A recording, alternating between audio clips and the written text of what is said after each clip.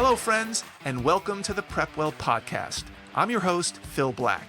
And if you have an 8th, 9th, or 10th grader with big aspirations, like the Ivy League, or military service academies like West Point, ROTC, or athletic scholarships, boom, you've come to the right place.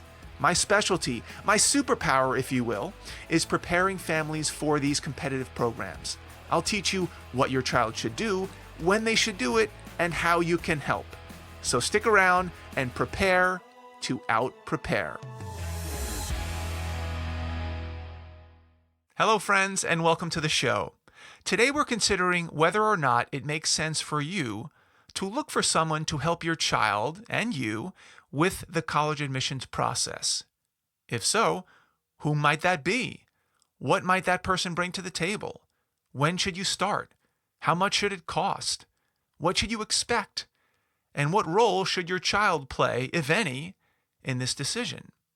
And for the record, of course, I think that most teens would benefit from ongoing advice about the college admissions process.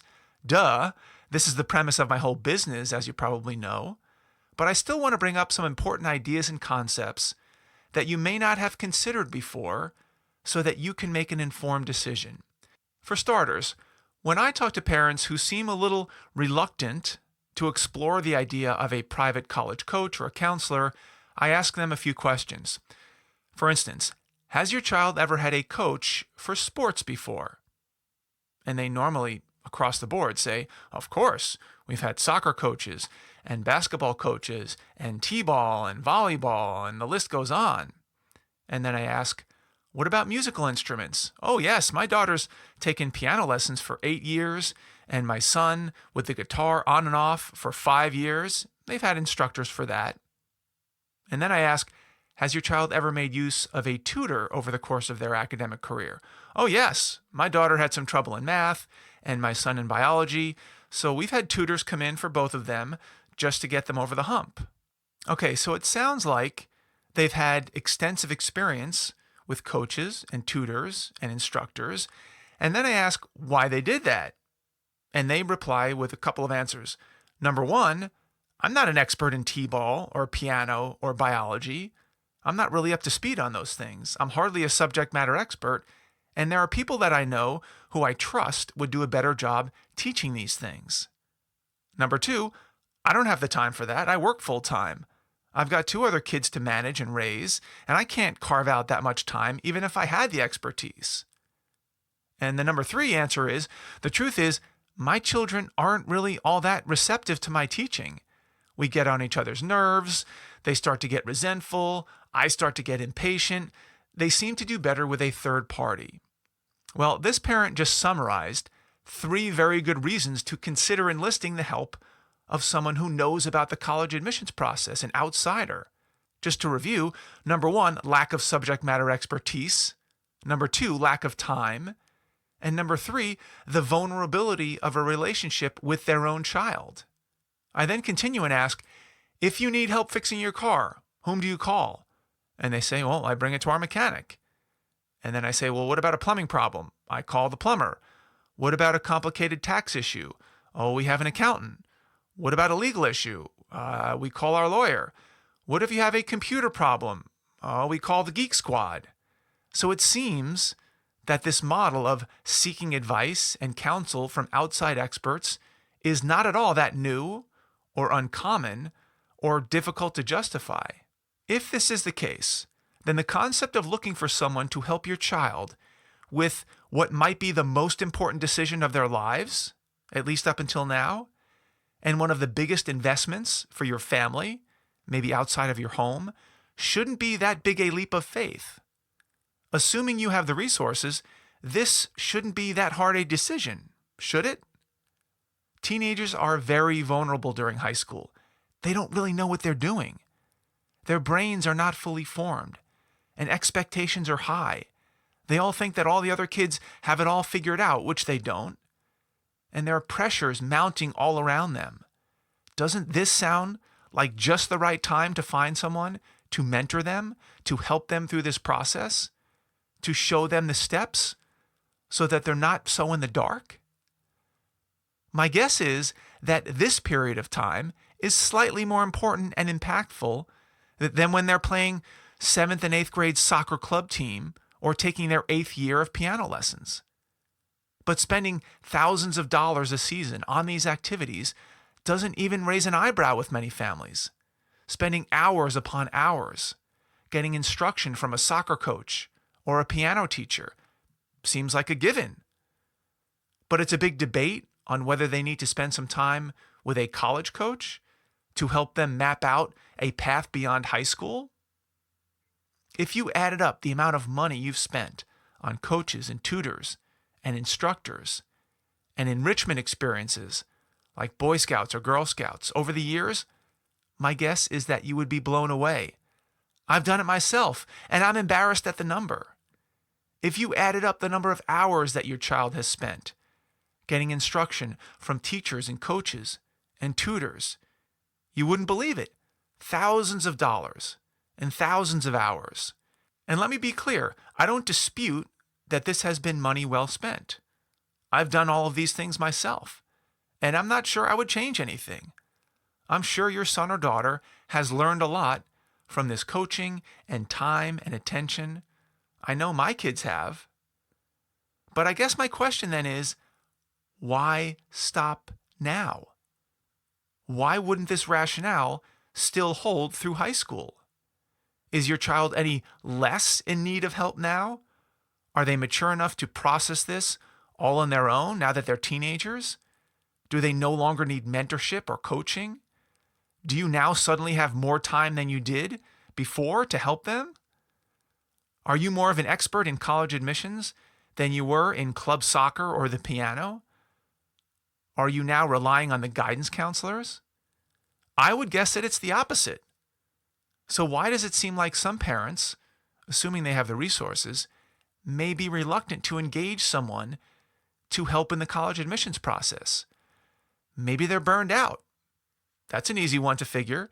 Maybe they're fatigued by the onslaught of activities that you can't even think straight. Have you run out of money? Are you intimidated by the choices? Do you want to handle the process by yourself? These are all viable answers. I'm not here to dispute that there are real issues here that are sometimes in conflict. I just want to raise the point so that you make an informed decision, whichever way you go. If you choose to go it alone and you do so intentionally, great. I wish you luck. If you want to leave this process up to your child to figure out as a way of letting them grow up and make their own decisions, mazel tov. What I don't like to see is a parent who is so busy that the option of engaging with a college coach doesn't even register with them. They're so overwhelmed by life that they put it off, or they let their guard down because their teenager seems to be pretty self-sufficient these days, and they don't want to mess up the apple cart. And they're finally getting a break, so they ignore or defer thinking about this process until it's too late. Not to mention the messaging from high schools that often advises students, don't worry about anything till junior year. This is what leads to regret, which is one of my big pet peeves. If you're a parent who is considering different options to help your child with this important stage of life, this big transition, let me lay out some options so that you can pick one, if any, that resonates with you and your child. Let's start with when this process should start. Now, if you've been following me, you won't be shocked to hear that I suggest the process should start after 8th grade graduation. This is even more important if your child aspires to attend a highly selective college or program, like the Ivy League or near Ivies, or military service academies, or ROTC and athletic scholarships. These are so competitive that it behooves you and your child to begin this process sooner rather than later. If you agree with this thesis and you want to get an early jump to prevent anxiety and stress or meltdowns later on, there aren't many serious and comprehensive options other than PrepWell Academy. Now, I'm not saying this to be self-serving, it just happens to be the facts. Remember, I'm talking about programs that specifically start early and they focus on early engagement. And by that, I mean 9th or 10th grade. If you're considering this option, you're already in the minority which is why there are so few options, and also why I started PrepWell Academy, to fill this gap. And mind you, being in the minority in this case is a good thing. It gives you room to capture a competitive advantage. So here are your options for early engagement. Just to reiterate, I'm not talking about options in 11th or 12th grade when most people start looking around. There are many more options available in 11th and 12th grade. But by this point in the podcast, I assume you realize that waiting that long is a bad idea. Here are your options, assuming you want to prepare ahead of time. Number one, you can leave everything up to your child. Depending who your child is and where they want to go to college, this is either doable or a poor choice. It's doable, if not ideal, if your child doesn't intend to compete at selective colleges, and they're willing to make some mistakes along the way. In my experience, even the most mature and responsible students are no match for what today's college admissions process has become. And if they intend to compete at the higher levels of selectivity, they will be overwhelmed. And to convince a teenager, by the way, in 9th and 10th grade to, on their own, get up to speed on what they need to know with the college admissions process, good luck with that one. Another option is for you as the parent to run the show. This is a viable option, especially if you or your spouse or partner or both have been through this process yourself 30 years ago. Now, there are pitfalls.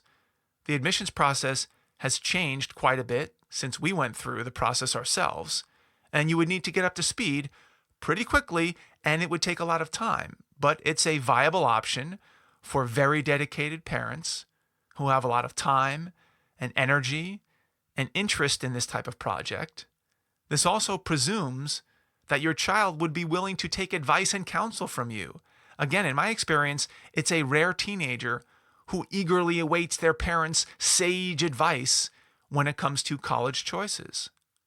Another option is you could spend a few $100s on a 1-hour session with a private college coach who will run through a bunch of things that you can expect in the coming years and maybe even assess where they think your child measures up right now. Most of these counselors will charge you by the hour to talk about what to do in 9th grade or what to do in 10th grade. This typically amounts to a long checklist of deadlines and to-dos and recommendations, most of which you can get online. But in fairness, most will also provide some context around these to-do lists and hopefully motivate your child. These one-off engagements are helpful, they can be pricey, and they're better than nothing. But their advice typically has a short shelf life because there isn't any follow-up or any program to follow. It's a list that sits on the desk for 2 or 3 days until it gets put in the drawer somewhere, never to be seen again. This is the unfortunate truth. We all know it. Who's going to manage all of these to-dos? Your 15-year-old? I don't think so. A final option is to enroll your child in PrepWell Academy. Now, I know this is awkwardly self-serving, but I believe it to be true. Once enrolled, your child will begin to get a short 3 to 5 minute video every Sunday from me, right on their phone or their laptop, explaining exactly what they should be doing or thinking about at that point in their high school career. Whether it's a message about mindset or study habits, or how to organize their computer, or how to deal with social media, or how to study for a test, or what to do over the summer, or what types of extracurriculars to pursue or not pursue, or what classes to take or to skip, or what sports to play, they will get my advice on time, every week. As a parent, you will also have access to these videos if you choose to watch them, but you'll also get an email with a short little abstract or a synopsis of what I'm teaching your child every week. Not only does this keep you in the loop as to what's going on, with zero effort on your part, but it also opens up avenues of communication with your child. If it's a particularly important or interesting topic, you can bring the topic up and discuss what they learned about it. PrepWell provides a framework that both of you can work from at your own time and pace. And if you want to be really fancy, you can opt to purchase the weekly journal a fine 75-page, spiral-bound, high-quality journal that accompanies the video lessons and tracks each of the topics and provides some activities that will reinforce the learning. Now, admittedly, PrepWell Academy tends to be more successful with students who care about their future, with students who aspire to competitive programs and understand that starting earlier will give them a distinct advantage, or at least believe you when you suggest it. If your child cares not about college, or where they're headed in life, or how they're progressing in high school, this is probably not the program for them. I'm not a miracle worker. There should be a baseline level of maturity and interest in bettering themselves. Now, they don't have to be foaming at the mouth and super eager to learn. This is pretty rare, I've seen it, but they do have to have a clue. And this happens with kids at different times. The light bulb goes off within a wide age range. Now, in terms of financial commitment, a subscription is $15 a month, billed monthly, cancel at any time with no questions asked, and takes about 2 minutes to enroll online. We like to keep it simple. My guess is that you've spent more money on baseball bats and a new cheer duffel bag every year than you will on a 4-year subscription to PrepWell Academy. And by the way, as you'll see on our website, if you choose to check us out, I offer 4 programs geared toward different goals that your child might have. The programs are called Pathway, IV, Military, and Athlete. And you can see how those break down on our website. So here's my advice for people who believe that $15 a month is a worthwhile investment in their child's future, beginning in 9th and 10th grade. Enroll in PrepWell Academy as soon after 8th grade graduation as possible. And keep in mind, if you are not a PrepWeller in 9th or 10th grade, we don't even allow you to enroll in 11th or 12th grade.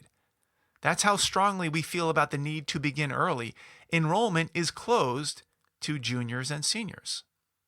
Okay, let's assume that you and your child became PrepWellers and you're diligently watching and engaging in the videos freshman and sophomore year. What happens next? Well, here are a few options that I would recommend. Number 1, you simply keep your PrepWell subscription and you and your child continue to learn from me in the weekly videos throughout junior and senior year. Awesome. This is certainly the most affordable option to continue you on your path. Another option is, if you've been doing all the right things and you think that your child actually has the potential to make that big leap to the highly selective programs, and you think you want a more tailored and hands-on approach, and you're willing to commit more money and time to the process, you can either, 1, ask me if I have any more openings in my private mentorship program, where I work with select PrepWellers one-on-one for their junior and senior years.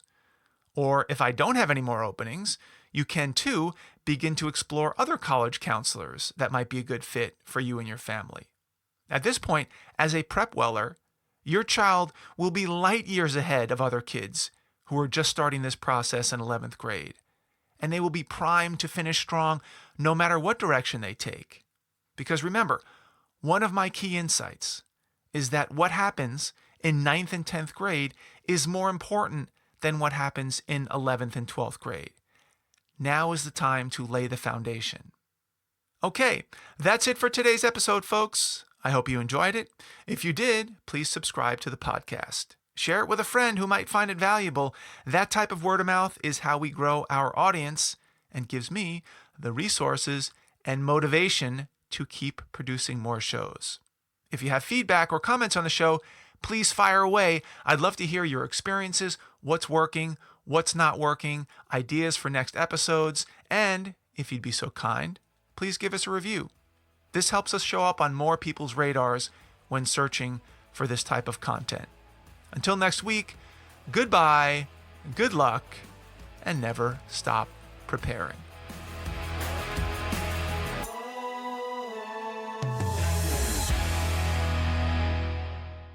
This podcast is brought to you by PrepWell Academy.